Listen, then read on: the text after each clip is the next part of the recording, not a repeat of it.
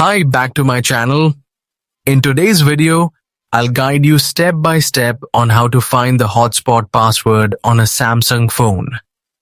Whether you want to connect another device to your mobile data or simply check your hotspot details, this tutorial makes it easy and quick. Open the Settings app. This is your main control hub where you can manage all your phone's important options, including network settings, display, and security features.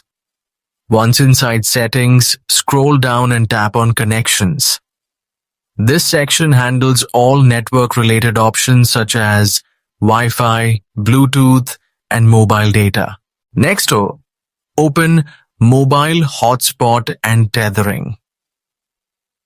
This page allows you to manage your phone's hotspot and tethering features. Now, tap on Mobile Hotspot. Here you'll find all the hotspot settings, including the hotspot name, SSID, and password.